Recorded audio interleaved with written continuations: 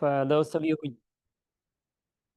who joining us on Zoom, I hope you can hear us and maybe see us. Hi, everybody. It's amazing how many time zones do we cover today. 3 different time zones. No? Welcome, everyone. Today, we will continue discussions that started during some of the sessions, focusing specifically on generative AI, use, adoption of this technology, and implications. I know some of the sessions touched on this topic already, but perhaps focus more specifically on educational context. I want to zoom out to look at more societal implications of these technologies and also look at another side of it, the dark side of use of generative AI to create and then spread mis and disinformation. Because as people who study technology adoption, we need to be aware what this new type of technology enable bad actors to do so that it can inform our digital literacy programs and other programs that integrate some of this technology in our classrooms and beyond. So take a look at these 2 photos. One is fake, one was generated with AI, and one was authentic. Which one you think is generated by AI? If you think it's number 1, can you raise your hand? So number 1 is generated by AI. We see 4 hands here on site. Sorry, I cannot see on Zoom. But how about number 2? If you think number 2 AI generated, we have slightly more hands. But you see how technology became so good at generating images that there's disagreement even in this audience who perhaps are more likely to be exposed to this type of content. So majority of you got it right. So the first one was actually authentic, and it was depicting a picture of a Ukrainian soldier, Dasha, after they did a kind of search for a Russian infiltration group near Kiev, and she was just checking her cell phone. And the second image is actually synthetic, was generated by a website called This Person Not Exists. So check it out. Very highly realistic images that you can see all kinds of implications, how it can be used to create completely new digital identities. Before we get into the topic for this keynote, I want to briefly tell you a little bit where I'm coming from, and thank you, Michael, for the introduction earlier. But I also want to focus on some of the research we do at the Social Media Lab, because a lot of what I'm presenting today is really informed by our current projects and tool developments. So let me tell you a little bit about Social Media Lab. Then we're going to dive deeper into generative AI world, talk about use and adoption of the technology in Canada. We also talk about risk and challenges, and conclude with possible solutions in terms of how can we combat mis and disinformation that is being propagated and created by this technology.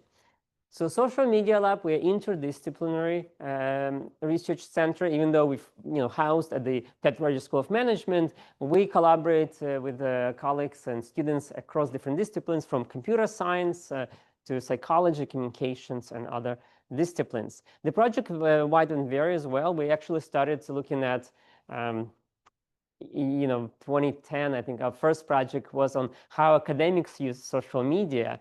And at one of the presentations, I was talking about alternative metrics and how do we measure impact of social media use by academics. And some of my senior colleagues were kind of very skeptical about this idea and were saying, well, should we give a tenure for tweeting now? And in fact, a few years later, many of my peers were including the social media engagement as one of the service components on knowledge mobilization activities. Just shows you how things change. And I think that generative AI has that potential to change those processes and procedures and things we do at the creation stage as well as at the knowledge mobilization stage. But fast forward, well, we started with kind of positive use cases of social media use and adoption for academia, for teaching and learning. We had another large project that looked at learning in the wild, we call it. How social media supports all kinds of forms of learning. What are the ingredients of successful learning communities on sites like Reddit? But then, 2014 came when we learned about how, scandals like Cambridge Analytica, how social media can be misused to collect people's private data without them realizing that it's being collected and then used for targeting them for political purposes. Then we learn about how Russian Internet Research Agency in 2016 has been trying to manipulate Americans' views on politics, trying to polarize that society and other societies. So we kind of started to learn and investigate those other cases where social media being used, being weaponized by bad actors. And so that kind of logically led us to generative AI, because it is a tool that being weaponized in that kind of context. And so just to mention that in addition to, of course, doing research, we're a research lab for most, we also publish public reports. Some of you might be interested in checking out. We just published this month the State of Social Media in Canada 2025.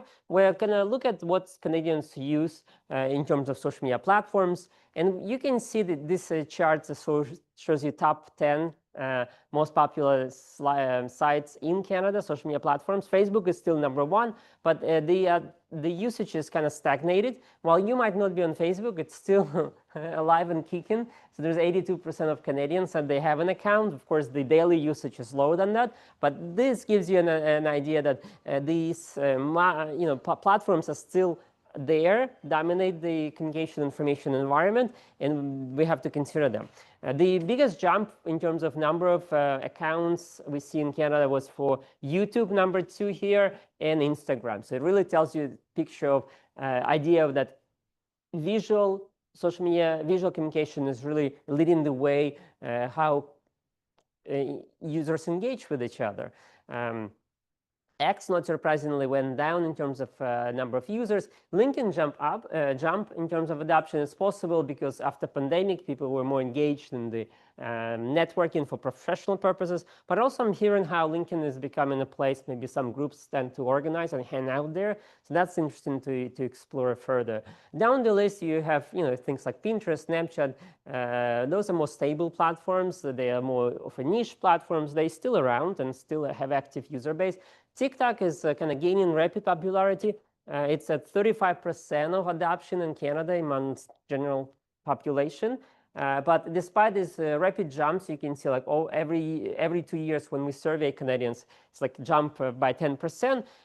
When we look at the active users, like daily, weekly users, it's not on this chart, but we see that that percentage slows down. So I think it reaches saturation, TikTok in Canada anyway, in terms of daily active users, but we'll see. And the reason the more users are joining the platform, they're like, oh, we heard of TikTok, let's check it out. So we don't know how many of those users kind of sticky users for that. So that's kind of landscape, and Reddit finishes the top list, also strongly growing. It's still a niche platform, but it's still trying to find that use case for more and more Canadians there. Yes, please. Oh, yes, of course. Sorry for that. Yeah. Please do. That's they're there for. Please do. And in fact, in the agenda, this QR code will take you to these slides, to the whole slide deck, because I'll have some references. And if it works, you can just go to Google Slides, so you can save it for your use. Yeah, so this is just talking about some of the research we do in the social media space more broadly. And so as I mentioned, as we analyze the content that comes from social media, we're also realizing that more and more of that content being not authentic. It's being generated by bots, by generative AI tools. And what does it mean for us as a society when we're in this information space and we don't really know what's authentic and what it's not? When either we're looking at the picture I showed you earlier or a text message. So those are the type of questions we're trying to address. We're also developing tools, research tools for other academics and students to analyze digital spaces. The deepfaketracker.org website, this is a new kind of portal where we're consolidating useful resources if you're interested to know how to identify deepfakes, some of it we'll talk about today, or just digital literacy tools there. So that's the platform, check it out. The conflictmisinfo.org, that's more kind of topic related. When Russia invaded Ukraine 2022, we launched this project kind of to highlight some of the false and misleading claims that are made around this war. So it contains a lot of fact checks, but also additional tools and data sets people interested in that topic to analyze. The polardashboard.org, that's where we focus more on targeted political ads, because up to this point, most of the project I discussed focus on organic content, where users and bots contribute content, and we're trying to analyze what's happening there, what kind of discourse is being shared. But then you also have these organizational actors and other actors who are paying money to reach your eyeballs. So targeted political ads, issue ads, that's what we're interested in. Who is spending money, how they're spending money, others suspicious ads. And so Polar Dashboard is a platform where we use metadata, not metadata, but metadata, so Facebook and Instagram data where there's known targeted ads. And we're trying to understand the patterns, demographic distribution of people being reached and by whom. During the last federal election here, we found some suspicious behaviors in Canada and also previously in the US, where you have some actors would run targeted ads to say in the US, they will say, well, was the election canceled? So kind of potentially discouraging people to go and vote. In Canada, we found one campaign where you have an actor paid money to promote one party, but they were actually affiliated with another party to potentially kind of split vote in favor of that other party. So you can see those patterns, but you really need tools like Polar Dashboard that can aggregate the data. The data is there. Facebook, Instagram provides it, but it's all like individual data points, individual ads. And our flagship kind of research tool for more social media, organic campaigns data, that's Communalytic. If you're interested in going in that space, check this tool out. So Communalytic, where you can collect data via APIs, application programmable interfaces, from platforms that do offer that as a service, or bring your own data and conduct content and network analysis with your data sets. All right, so this is a little bit about Social Media Lab, but let's dive deeper in the topic of generative AI. And the presentation really building on two pillars, two foundational projects we did. Last year, we conducted a kind of scoping review. It was a grant from Privy Council, where we investigated what are the actual facts about generative AI being used for malicious purposes? What are the actual risks? So we see a lot articles in news, in mainstream media, scary articles about, oh, generative AI does this, or deepfakes do that. But to what extent, the question was, to what extent that's true, to what extent it's a risk, what kind of risk we're talking about. And when Privy Council approached us, and their concern, of course, was what is the impact, potential impact of generative AI on democratic institutions. So we took that as an assignment and look at a 4-year period, because it's a recent technology. So we didn't feel like we need to go beyond 2020. And so we found 1,500 articles that specifically kind of in the intersection of generative AI, deepfakes, and mis and disinformation. That was our focus. And then we organized them in different buckets and sorted and carefully read 170 articles.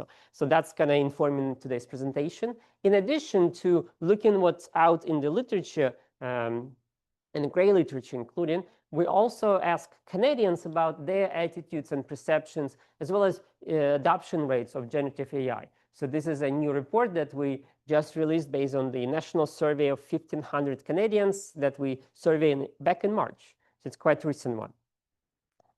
And so we know generative AI kind of can be, well, AI in general can be divided into 2 branches. You have this predictive AI, which all of you probably experienced one form or another.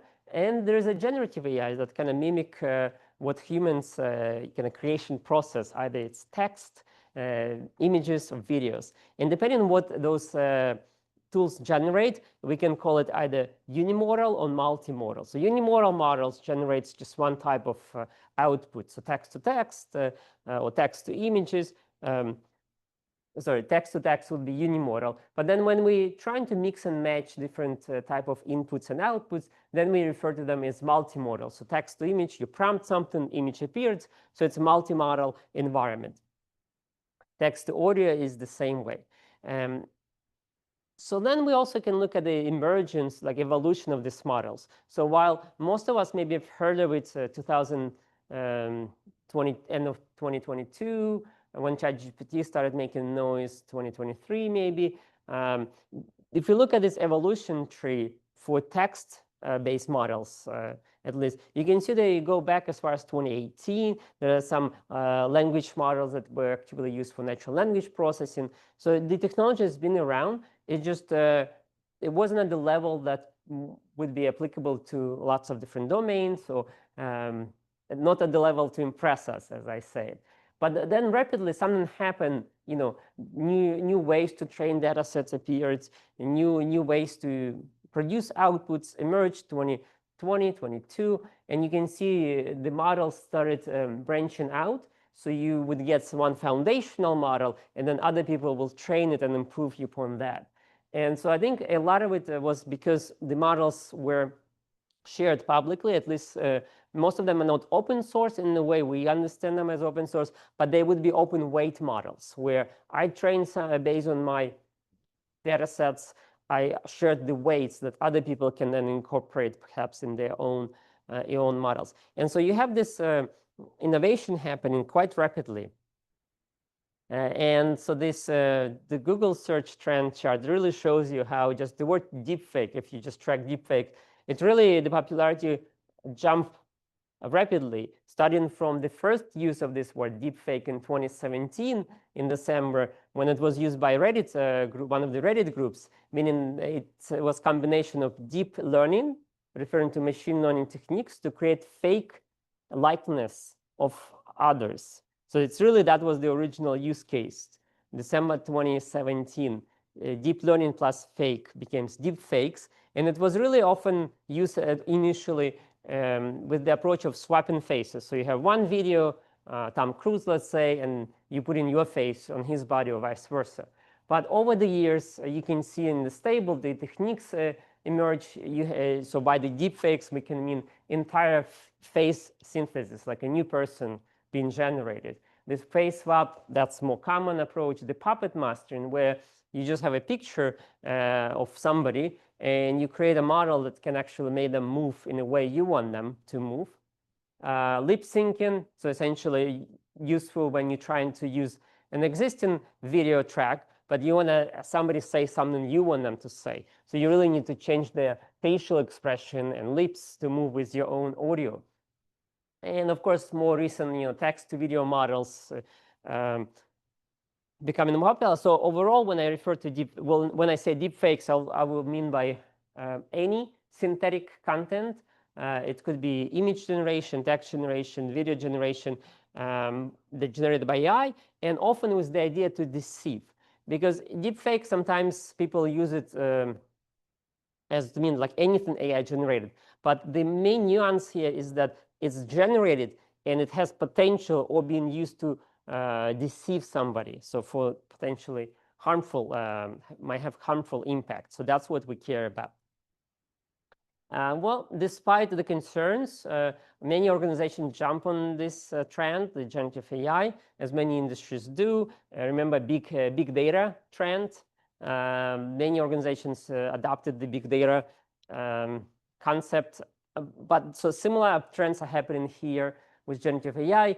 These are different examples of how organizations from retail to hospitality, tourism, to analytics companies adopting generative AI for different aspects of their business. For example, marketing departments use Gen AI to prototype or even just create the full ads. Last December, some of you might have seen this ad from Coca-Cola that they generated their traditional Christmas video using AI, and they got criticized for that because they were taking away the creativity from human creators.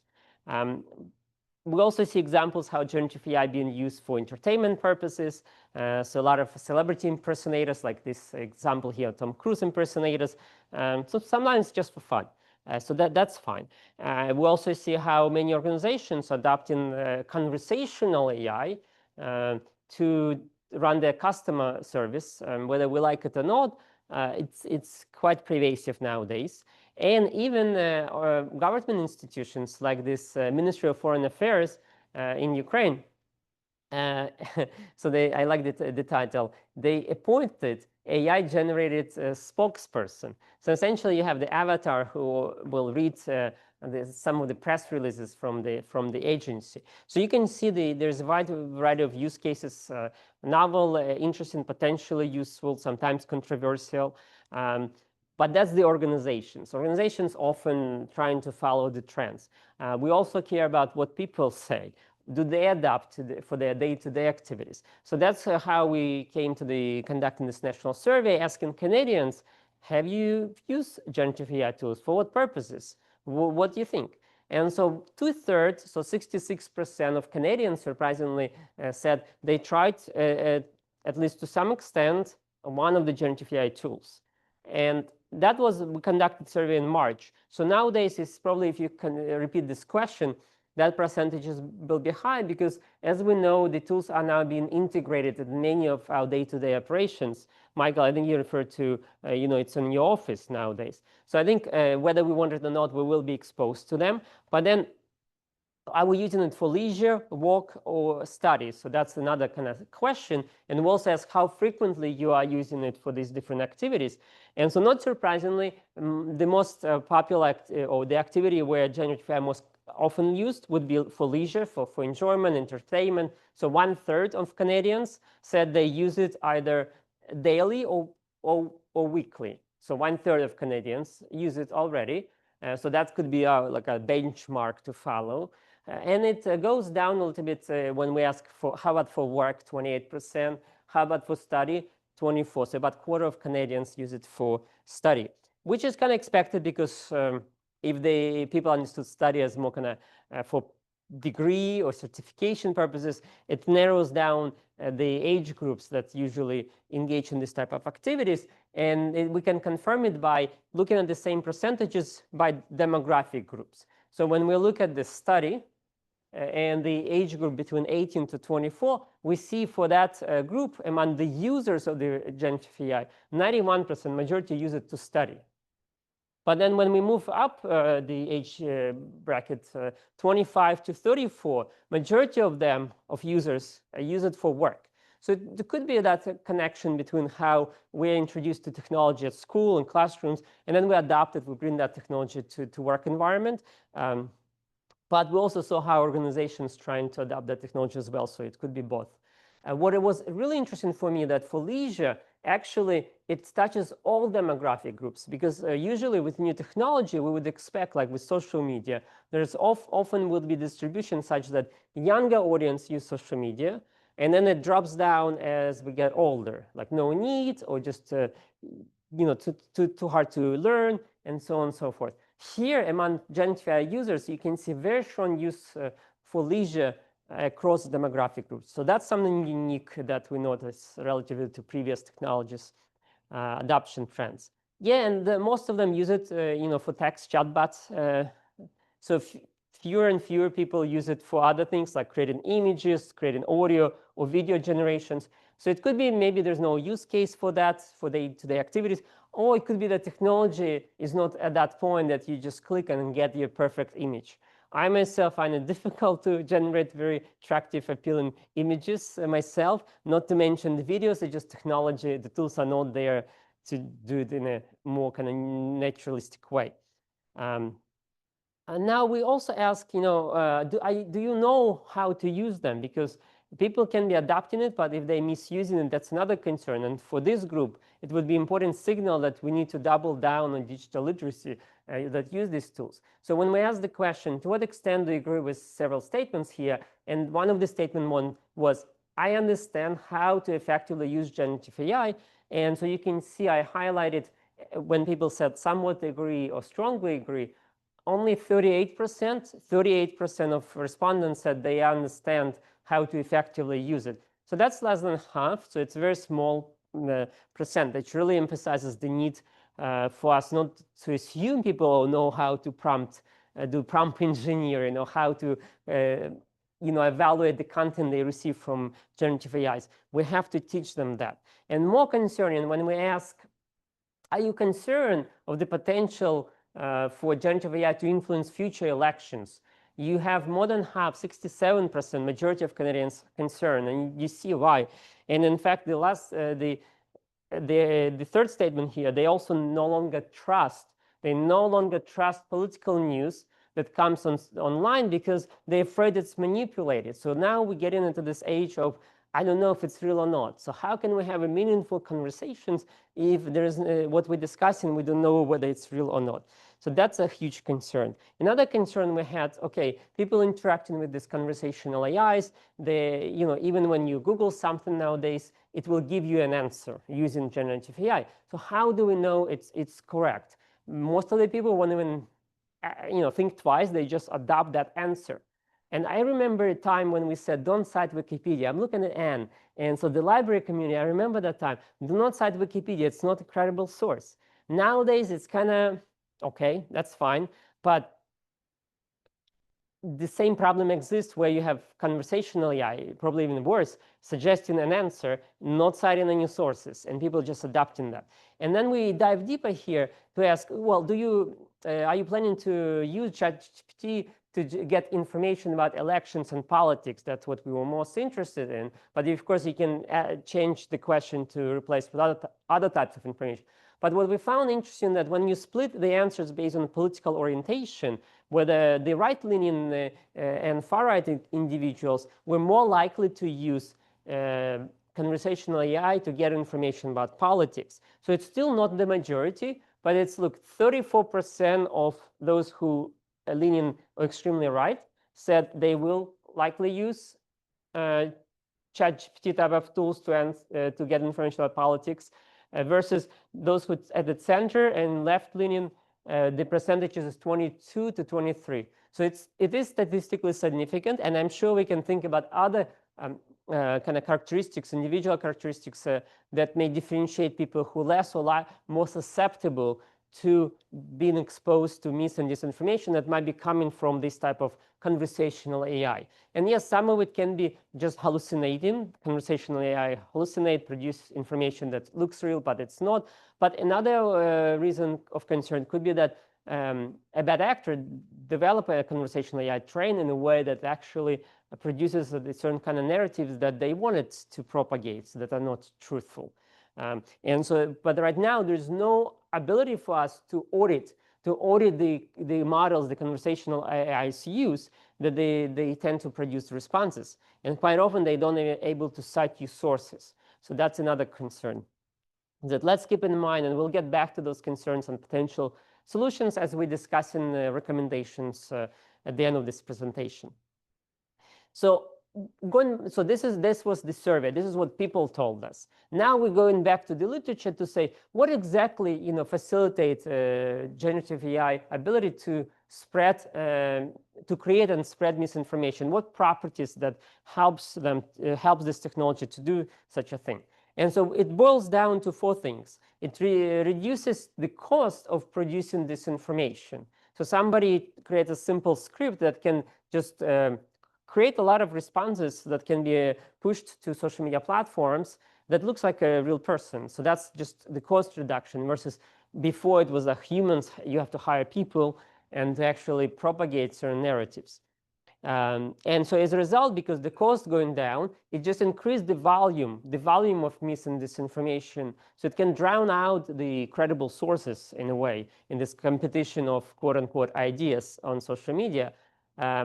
That's one side. The other side is personalization and customization aspects, because you can now generate an images or text that really appeals to a particular individual based on an easy input into the model. The research shows that AI-generated content is more attractive and generates more engagement. So that's a concern that it leads to accelerating the propagation of disinformation through micro-targeting and personalization. And then we dive deeper in the literature.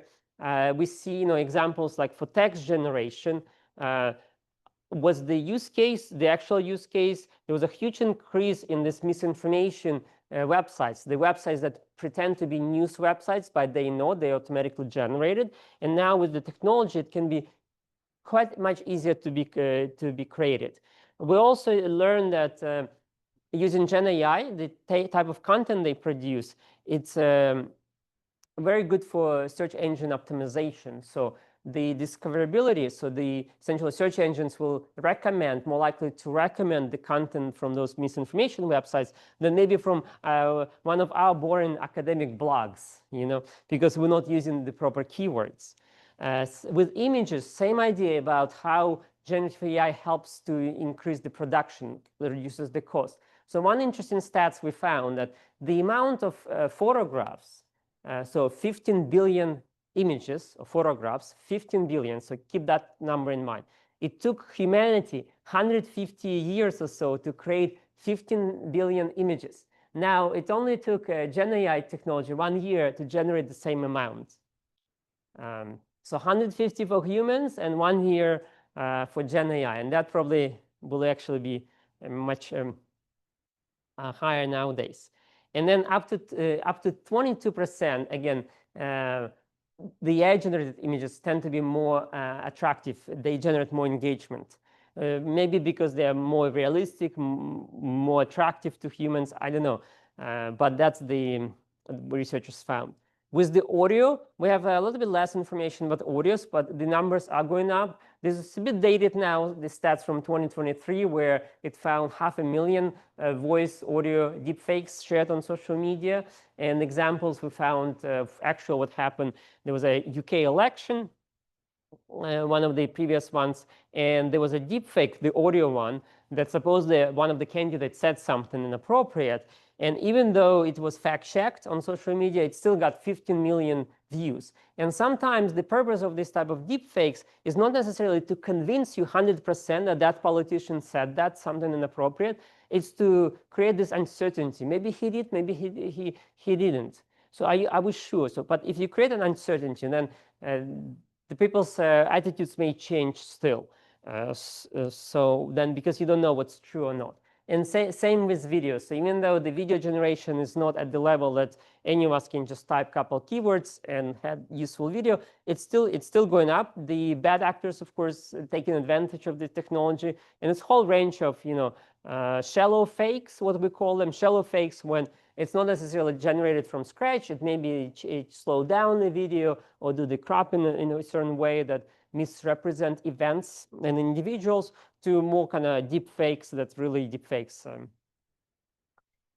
What are the examples? Well, cyber threats is a huge kind of concern. And the specific example I found recently where scammers, they actually use deep fake. They created a chief financial officer. That's not the picture from that case, but they actually spent resources to infiltrate a firm where they created a Zoom call environment where they asked to transfer certain funds. And during that teleconference, this deep fake of chief financial officer confirmed that transaction. And in fact, it happened that they stole 35 million from this firm. I believe it was in Hong Kong. It was an international firm. Then you have examples like deception and manipulation. A couple of years ago, this image of Pentagon being a bomb exploding in Pentagon circulated social media without any labels or fact checking. It led to a big crash in stock market. It rebounded, but for the short period of time, the investor did not know what's happening. And so that just tells you that deepfakes may not have the same effect in all of the conditions, but when the conditions of uncertainty and high-stake environment is there, it has a high potential to harm or create such a uncertainty either in the stock market or other environments. We also perhaps were exposed, some of us in this room, to scams, financial scams. Maybe you've seen some of the deep fakes of celebrities and politicians and business people like Musk supposedly promoting crypto scam. And it's believable because Musk often talks about cryptocurrency, right? So there's already that notion that it is believable. So I probably would believe this deep fake versus when I saw a deep fake of our prime minister promoting a crypto scheme. So I'm like, why would prime minister promote crypto scheme? So anyway, so those are being used by scammers. And in fact, one stats we found that between January 2023 and September 2024, Canadians lost over $200 million to this type of scams. So it's quite prevalent area. And it feels like nobody is doing enough to educate the public about the risks. Platforms certainly not going to be doing that work for us. We've seen many times when we look at targeted political ads where Facebook getting and Instagram getting money for targeted ads, and we see there's a scam running right now that is saying targeting Americans in that case, saying that, oh, U.S. government has this benefits for seniors. You qualify, apply. It's running on Facebook, and you can see they're spending millions of money to pay for these ads. Facebook and Instagram doesn't take them down. So certainly it shows you that we can count on platforms to protect and inform ourselves. And the other example here, the reviews. Oh my God, anybody in this room trust the online reviews when you buy things on Amazon and elsewhere? Probably not. And this is a good example how this pervasive technology and ability to generate those reviews cheaply and realistically changes, makes us more distrustful and reduces the value in the marketplace in this case. We also know that it's not just scammers, it's the state actors that use this type of misinformation. And lately, we've been tracking the climate misinformation space where you have different actors, either partisan actors, like people in the country who are unhappy about certain governments. They may use climate crisis, like fires we're experiencing right now in this country, or the example here in this slide is the picture on X, video on X, supposedly fire in LA earlier this year in January. So the video is very realistic, but it's a bit exaggerating the events of that fire. But you can see how it can be used by partisan actor to say, hey, the local government, fire department, mayor office doesn't do enough, doesn't protect you. Look what's happening. Like it's a disaster. It was horrible disaster, but the video depicting its apocalyptic level of disaster. So in other cases, the foreign state actors can use deepfakes to kind of disrupt a particular event and just generally spread information either to exaggerate, like in this case, risk, or downplay the risk. Both can be dangerous. And I mentioned earlier, social media often don't have capacity to flag, or don't want to flag this type of content. And fact checking is crucial, but in rapidly evolving situations, there's not enough fact checkers to go around. And also platforms it's no longer priority for platforms, because the reason fact checking system works is because platforms pay them money to fact check. And now Meta said they're not going to do that anymore. And other platforms following that route. Wow, scary, right? But I don't want to end us like, oh, end of the world, like nothing to do about it. Let's finish on the positive. And you're technologists, you study technology, and we can figure out some solutions. We know there is no one kind of solution that will fix it all. But let's look at the range of solutions and what are the recommendations for the organizations. So I'll try to wrap it up in 5 minutes or so, and hopefully we'll have 15 minutes for your Q&A. So if you have interesting questions or any questions, really, just stay tuned. We'll get to Q&A shortly. But let's talk about possible solutions. Auto detection, it's still there. It will be there. We need it because of the scale of the problem. Or the scale of content. Not everything is problematic, of course. So you need to have some automation. In ideal world, the auto detection will narrow down the choices for humans reviewers. So they'll say out of million, you have these 10 candidates that you, the human, needs to review more carefully. And so this is an example of earlier, like this is 2 years ago, when New York Times were experimenting with different tools on the market, and they run this image, the generated image that explosion in Pentagon, and only one of the tools they tested got it right. So maybe a year or two ago, I would say that it's not really reliable. It's getting better, but it does depend on what kind of modality you're trying to test. Is it a text? It's harder. Versus images, easier. But images, maybe depending on image generated, are you examining images with humans versus other types of images? So this is a list of different tools that we found that currently exist that are useful, that you can check it out. We consolidated them in our deep fakes tracker portal. So you can either use the QR code, or if you have my slides, you can check them out. So we're constantly updating this list. This is just to give you an idea what tools you can try to test for your own work. I like this one for images, height moderation. It's not perfect, but the idea essentially you upload an image and it will run compare it against different models. So let's say they have a model that trained to recognize content from DALL-E versus a model recognized from another platform, maybe from Adobe. So because each generator uses certain techniques, so they're trying to figure out which model was used. Sometimes it's not 100% perfect, but that's why it will tell you the categories. You know, is it this one, for example, score highly on Midjourney, like generator, and so on and so forth.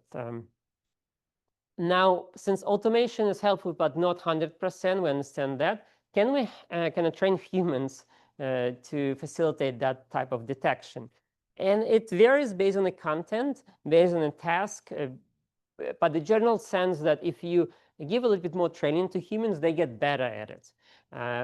Some stats we found that humans 50 are more likely in terms of text detection. We're only good at 59%, so we're not that good with text. Although I should say, from my personal experience, seeing undergraduate students reports, assignments, I probably like 99% accurate in detecting if it's generated by ChatGPT, because I train my brain and it's the same topic everybody writes in the class, so you kind of see the patterns. But in general, we're not that great in terms of detecting is it's generated by AI or not.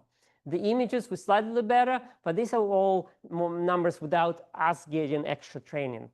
Audio, we're a little bit better with audio. The videos, it's a range, depending on the study. You look at from 58, not very good, to 89, it's very good. And this is side by side with automation. So automation does okay job with text, much better with images, huge range for audios, and not very good for videos yet. So again, the general consensus essentially use a combination of things. I like this feature, this project. No affiliation to this project, but it's interesting, from Northwestern University, where they have this project going right now. It's still going. You go to this website, they give you an image, they ask you whether it's real or not, and then ask you your confidence level. So you can improve in your own skills of detecting Gen AI images, generative AI images, but also helping them to understand the human ability to detect this type of content. I mean, general tips, perhaps you given to your students in your classrooms, that, how do you detect deepfakes? Look for anomalies, unnatural eye movements, body movements, discoloration, lack of emotion in faces, blurry images, but it's all true. But when we go and apply these tips to social media content, where you watch something for a few seconds with very low resolution on a subway, and so in that scenario, perhaps this tip's not as helpful. And so that brings us to the third pillar here, the important solution here: certification, fingerprinting, and watermarking. Those are different technologies, but the idea is the same, to say, hey, this digital object, we need to know either through metadata or other kind of mechanism whether it's generated by a particular model or not. And many companies are promising to either label the content that users submitted that was generated with AI, like YouTube, Meta. They all said last year, yes, we will do it, it's important. But then they started labeling the artist's work. So you have photographers who will use photo editing tools with AI capabilities to fine-tune the images, their photos. And suddenly they realized their photos being labeled as generated by AI. So the Meta got pushed back, understandably, and so they kind of walk it back. So right now I rarely see any images on Meta products that are labeled as synthetic. Adobe, they have a suite of programs to work with videos and images, edit, create, and so they're well positioned to have kind of standard, some kind of fingerprinting schema that embedded in their content, and they are doing that. Of course, the challenge, if you have bad actor, they often can strip that information, remove those elements from the image. But I think more needs to be done. There's not as much agreement among industry what's the standard approach yet. And of course, with text, it's even harder to do that as well. And some solutions, like having a general registry, like somebody creates an object, digital object, and then registering on blockchain, it's not scalable. So essentially, the idea is you put it on blockchain because it will get a unique identifier, and you can trace the changes in the object. It's nice, but then the running blockchain is it's expensive. But the labeling is still important, whether you're doing with auto detection or based on certification, watermarking. It's important because in our own study, when we look at social media posts that were labeled with signals saying that, oh, this image or this video has false or misleading content, social media users were less likely to engage with that content. So we need to have those signals to users seeing the images, to bring back a bit of trust into the information spaces. For organizations, I just dropped Michael, your picture from this morning. You were talking about how 65% of Commonwealth institutions do not have any AI policies or strategies in teaching and learning. And this is a big problem. 65 is a big percentage. So thank you for that number. But it is emphasize the need that we need to push for our organizations to develop acceptable use policies and disclosure practices. An example I'll give you, my university, Toronto Metropolitan University, suddenly announced that we'll have we'll have access to Gemini Pro features. First, faculty and researchers and staff, and in the fall, supposedly students, but there is no clear strategy or a policy that will guide that use, especially for students. So then that can become a big mess, I think. Data protection is also important. In the survey I mentioned to you earlier, about half of Canadians who use generative AI, they said they use it for all three activities, for leisure, work, and study. So like multitasking and cross domains. So which means that they either using the tools they have access on, like their own ChatGPT program for work, meaning the potential sensitive content, organizational content going into the training of OpenAI models or other models, and they may be data leaks, or vice versa. They're using work software for the personal use. So we need to, like the common sense policies, and I think that's what Michael, you were referring to as well, principles, they have to account for this type of use cases. And yes, we know the models can hallucinate. The hallucination percentage is not as high as some might thought. In the literature from last year, it was 3 to 10%. Of course, it depends on the context. But for highly sensitive cases, use cases, that can be quite dangerous. If somebody is using it for research to summarize interviews and they develop the results based on summarizer that hallucinated 10% of the time, so that's quite problematic, right? So we need to be able to, with the policy at least, to highlight that concern, and then with the training to offer that as a solutions. When we also know models bias, and there are so many stats on that, how models can discriminate. So the policy is kind of first important step to acknowledge and address those issues. The building internal capacity is important. Like with my campus, introducing Gemini and all other tools doesn't mean that people can use it. You really need to build and develop the teaching and learning strategy. Yes, there are lots of online tools. I dropped a bunch of tools here from Google, AWS, IBM. Everybody has some kind of certification. But as a faculty member, I would be overwhelmed. I don't know which one to use. Some of them are geared towards programmers. Some of them geared for something else. If I'm not using their AWS tool, that may not be useful. So again, that should connect to policy and strategy on campuses. And upskill your staff and researchers and students, but also recruit designated personnel, generative AI specialists. You saw the evolution tree model for generative AI earlier at the beginning of this slide. You see there are so many models, there are so many tools. We need a dedicated staff on campuses to inform and the policy work and training. And so finally, public service announcements and readiness assessment is key for organizations. Either we're talking about educational context or private organizations.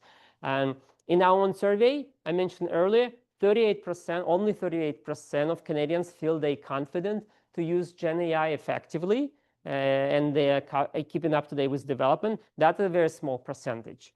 And in fact, remember I mentioned how bad actors use the technology to do cyber attacks? Well, one of the vector of attacks would be to create a realistic correspondence with you that can get access to you, that can fool you to respond and gain access to your accounts. So if you work in certain specifically sensitive research areas, or in HR administration where you have access to sensitive information, that group of people should be trained first for recognizing this type of threats. And why? Well, because especially with the threats coming from social media, we can't rely on platforms to help us detect it. The image here, it's a unicorn. I even created with DALL-E this cute unicorn image just to emphasize that doesn't happen often. And what's unique about this picture that, okay, so this is generative AI image, and it's a post on X says, this church building survived the California fires earlier this summer. Looks quite realistic, right? But then X, the platform, immediately labeled them as manipulated media. So they detected it. They have technology. So they put this first warning label. Then you have this community note where other Twitter users, X users, contribute the fact checks. So the community users, you have to have at least 5 notes for that note to be publicly visible. So you had enough people to fact check this. So you have 2 warning labels.